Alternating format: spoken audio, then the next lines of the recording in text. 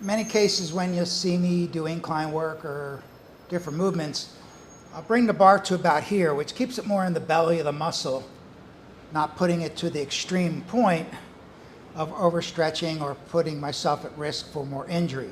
However, I still like to train in that bottom end or extreme end by bringing the bar all the way down here with lighter weight and just work on the stretch reflex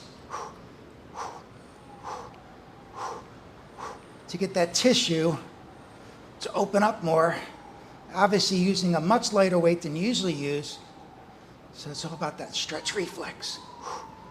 Just stay in the bottom right here. Stay in the bottom right here. Keep that scapular retraction. Force those pecs. Open up in a stretch reflex.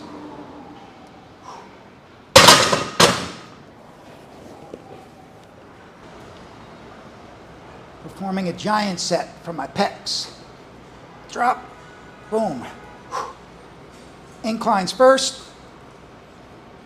I'm going to do about 10, 12 reps.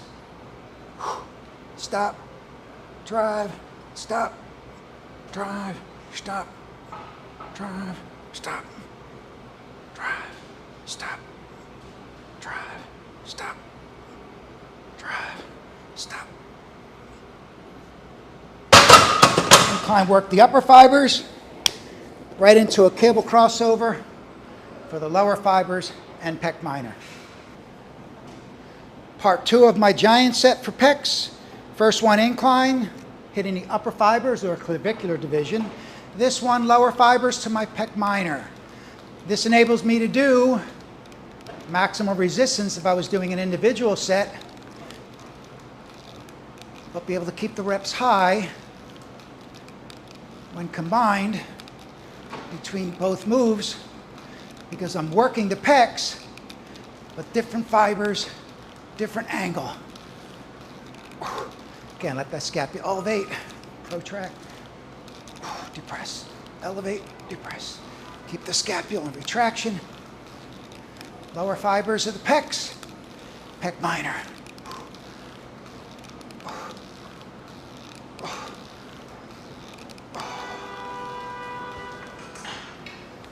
Once again, a giant set. Inclines, cable crossover.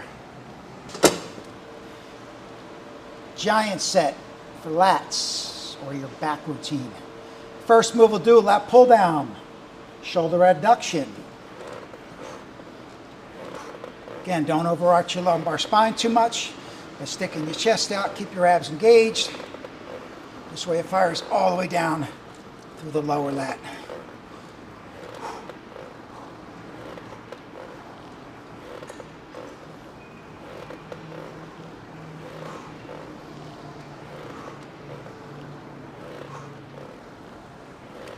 And I'll do about 12, 15 reps.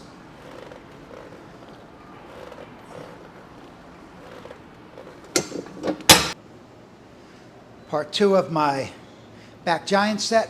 Lat pull downs first into bent over rows. Again, keep the abs engaged, spine 1 notch above parallel to the floor. Let those rhomboids and traps release at the bottom. Pull through.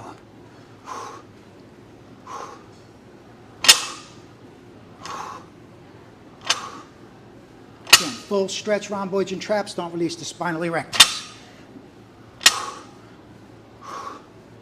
Again, about 12 to 15 reps.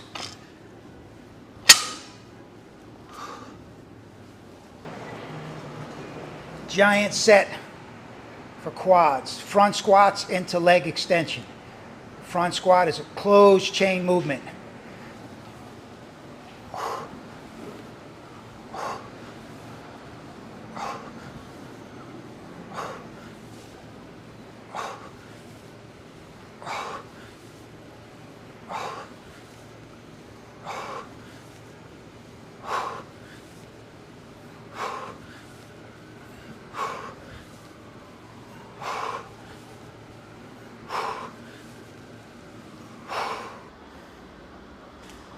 Finishing out my giant set, right into leg extensions off of the front squat.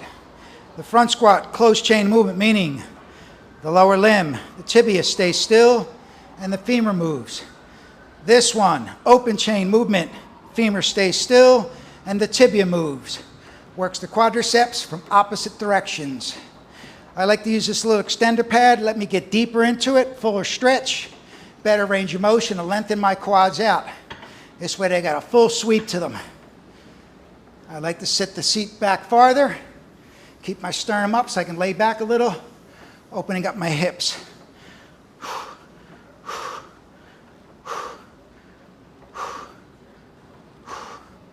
Again, I'm going to burn them out.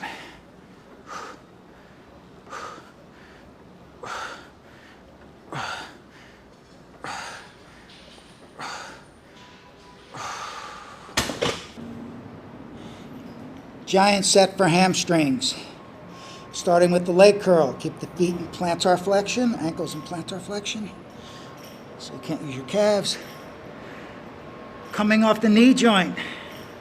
Knee flexion is how the hamstring works here.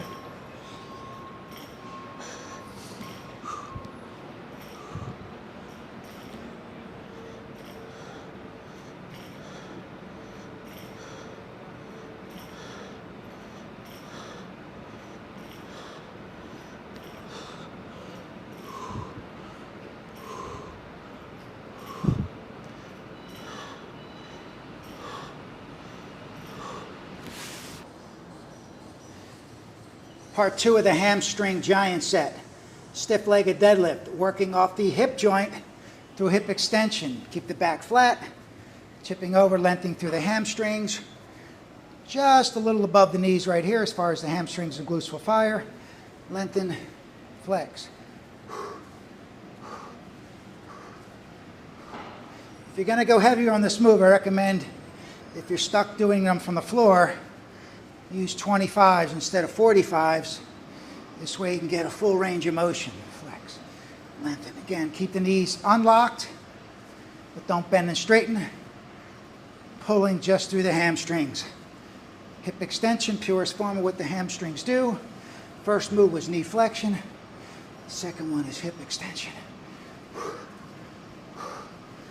Again, completing the giant set for hamstrings.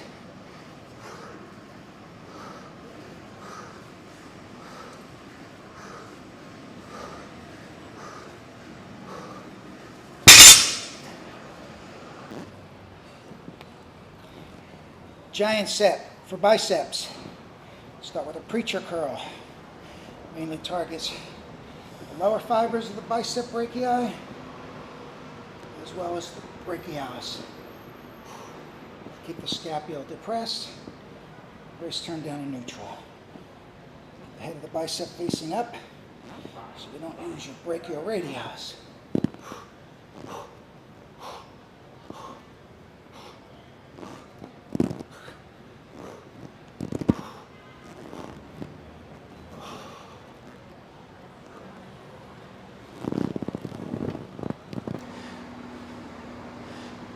Part 2 of my bicep giant set.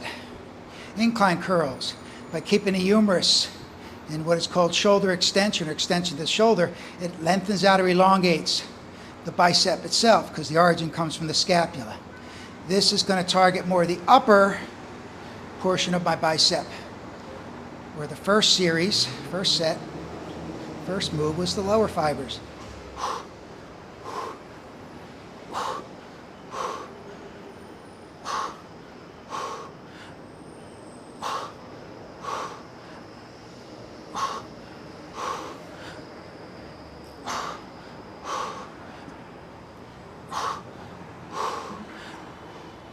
Keep the upper arm back, it doesn't come forward, stay on that bicep the whole time.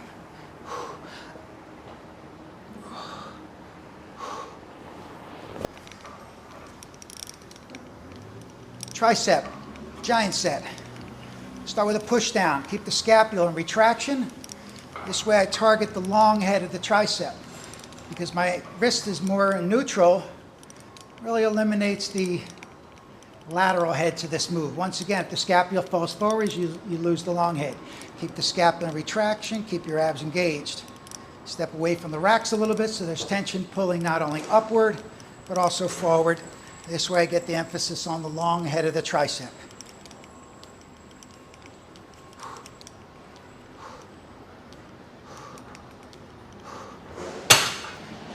part 2 of my tricep giant set. I'll do close grips with dumbbells, also known as mini-me's. Keeping the dumbbells 1 to 2 inches apart. Bend from the elbows forces you into pronation, which puts more of the emphasis on the lateral head. The first one we did was more the long head. Keep them close together, top to bottom. Don't let them separate at the bottom. More like you're doing a squat. Close grip dumbbells or mini-me's. Again, when you come down the bottom, keep those dumbbells close together without touching. Automatically keeps you in pronation. So you get the lateral head of the tricep.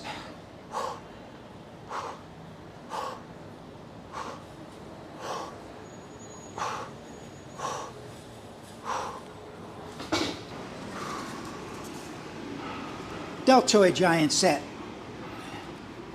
Neutral grip.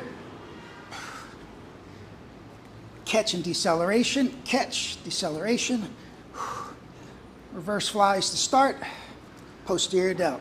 Catch. Catch.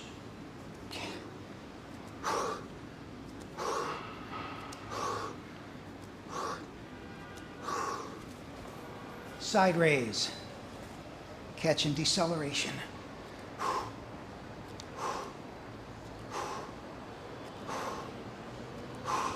Don't throw them, drop and catch.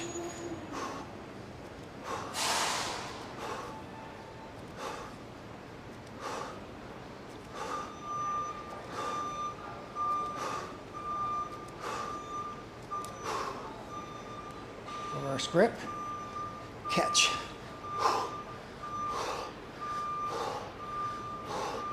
Drop and catch, throw them up, catch.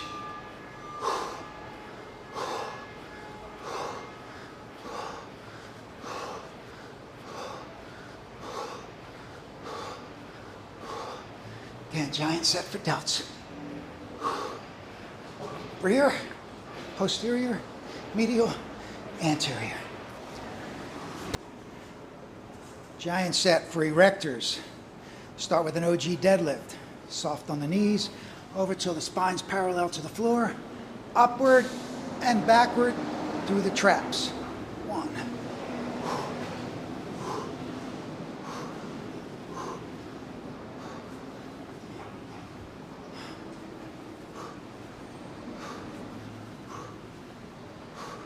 Again, make sure you shrug up and back. Release the rhomboids and traps at the bottom. Up and back. Again, the spinal erectors are stabilizing in the first part of the movement, the first movement in the giant set.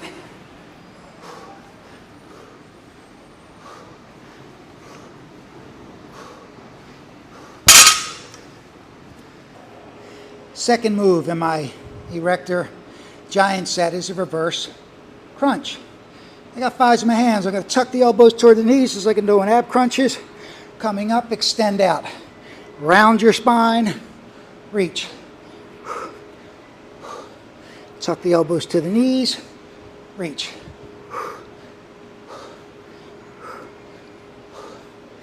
Flexing and extending from my spine. Purest form of what the erectors do.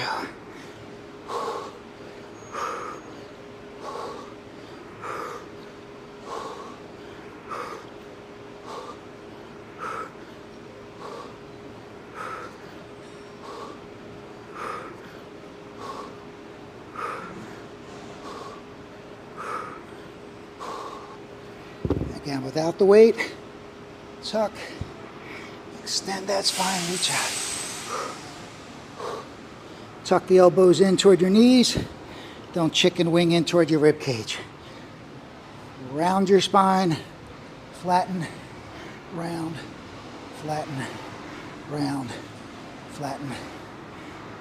Again, reverse crunches. Part 2 for my giant set for erectors.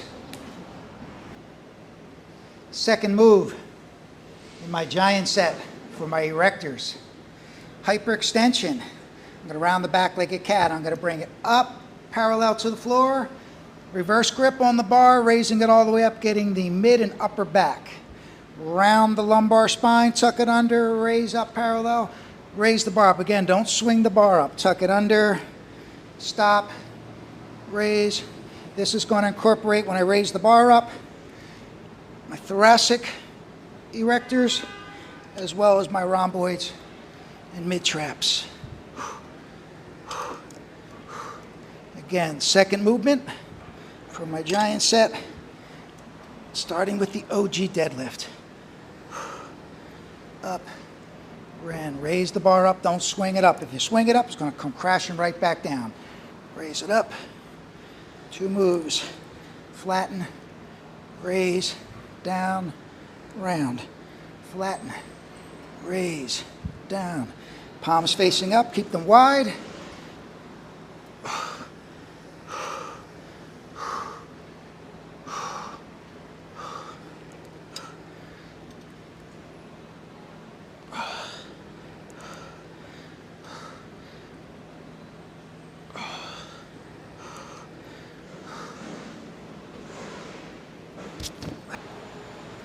Kettlebell, clean and press. Open that stance up. Once again, people, get off your fucking bones. Staying forward lean at all times, absorbing through the legs. Abs are engaged by tipping the pelvis under, closing from the bottom. Again, the palms facing just like you're holding a bar. I'm going to rotate them out. Catch them, press them, down, release. Start position. Clean it, press it, down, release. Clean it, press it, down, release. Again, here, little upright row, turn them out, press them, wrist over the elbows, turn them back in. Turn them out, press. Side view, forward lean like so. Never locking the legs out.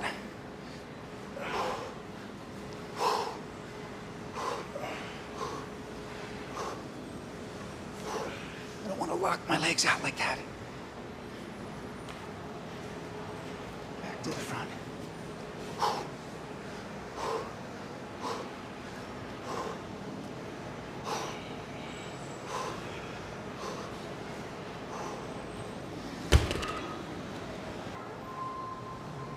Single arm snatch. Decelerate, release. Sit it down, explode, catch.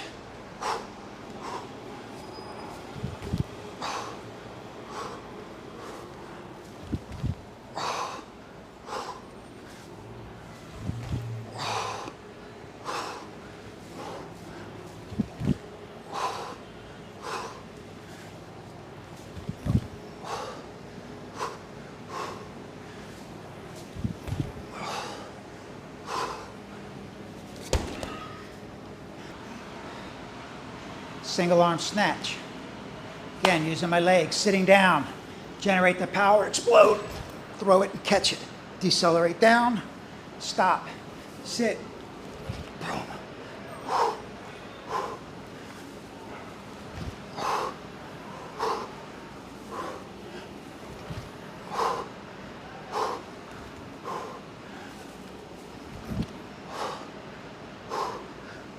Throw it. Catch it.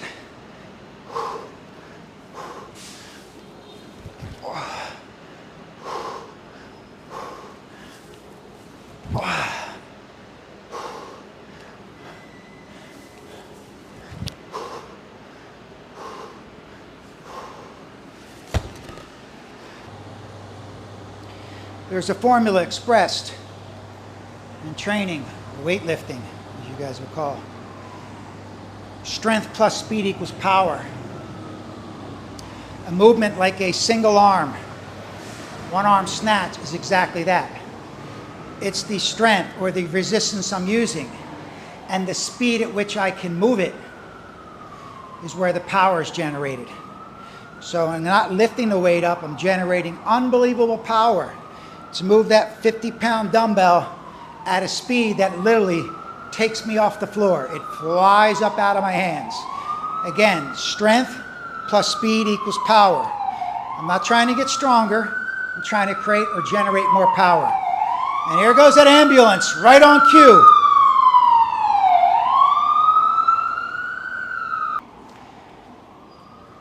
Formula: strength plus speed equals power.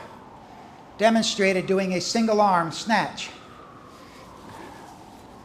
Using the speed and my strength to generate power to throw the motherfucker. Sitting down, pushing off through the legs, driving up, boom, I will catch it. Decelerate it down, stop. Sit down again, throw it, generate more power. Decelerate it on the down.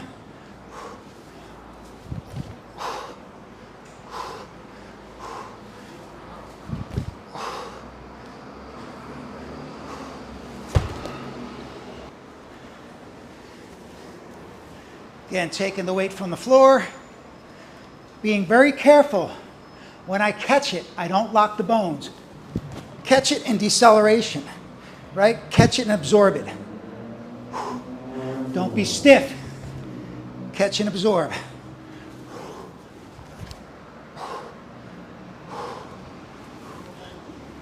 I'm going to catch it, absorbing. Not lock bones. You're burying your chin to your chest. Stand up straight. Stop leaning forward to keep your abs closed. Don't bury the chin. Don't bury the chin and don't stay leaning forward. Stand all the way up. I can lengthen out my abs but still keep them flexed as opposed to arching my lower back. Lengthen your abs all the way out. So you stand up straight. Doesn't mean you hold your abs crunched all the way closed, people. It means you stand the fuck up into perfect posture. But instead of arching your lower spine, use your rhomboids and traps to actively pull the shoulder girdle or scapula back to retraction, instead of just arching your lower back and pushing your sternum forward. That's a cheater's way of getting it back.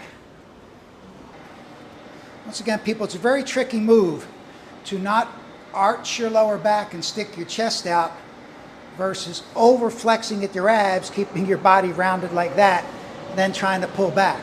It's a combination of perfect posture here. Abs are engaged, so I don't do that. It allows me to be able to do this.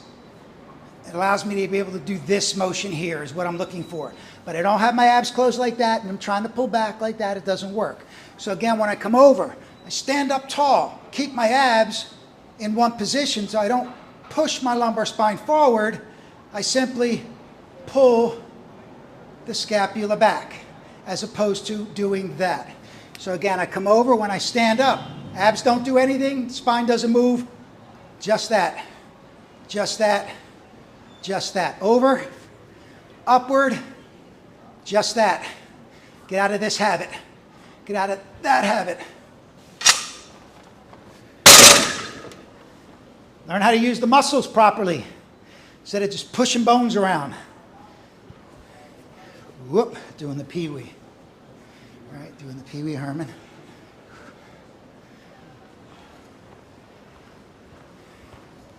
Try it again, Ray. Again, actively use your rhomboids and traps. If I don't use my upper traps, if I don't elevate, there's no way to go to retraction. If I'm pulled into depression, they're not going anywhere. It's just off lumbar spine, this, this, this, and this. As opposed to nothing moves. Nothing moves. Again, the other mistake you guys make is you got your grip too close. Put your fucking hands out wide, people. Like this. If they're like that, there's nowhere for the humerus to go. It's going to bang into your fucking big old lats. Big wide lats. You want to be able to get the hands wide enough to be able to elevate and retract without arching your lower back and sticking your chest out. Abular control means it keeps my rib cage locked in one position. Doesn't mean I shorten it all the way up trying to tuck it to my fucking pelvis. I keep it elongated. But I don't let it extend or flex at that point, and I make sure my lumbar spine doesn't move. Doesn't go further into extension. What the fuck's he talking about, extension and flexion? They're anatomical terms, clown show. This way I'm very specific to what's happening to a muscle or to a bone.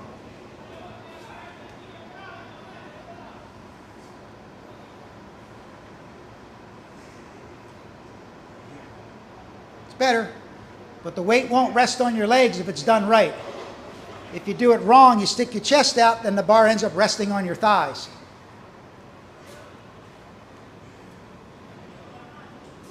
That's better.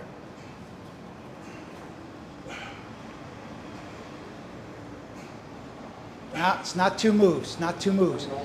Coming upward and backward at the same time. Don't wait till you get to the top and then pull it up and try to go back. It's not natural that way. As I'm coming upward, I'm going into elevation because I want to be able to get them up to go back. I don't wait till I'm up. That's better. There you go.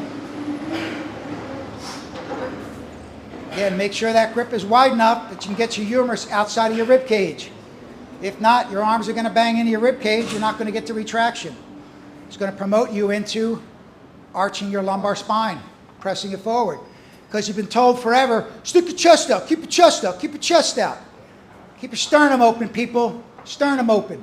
Sternum is the bone right here. Lumbar spine does this, and all that's doing is tipping your rib cage like this, upward and forward like that. That's all that's doing.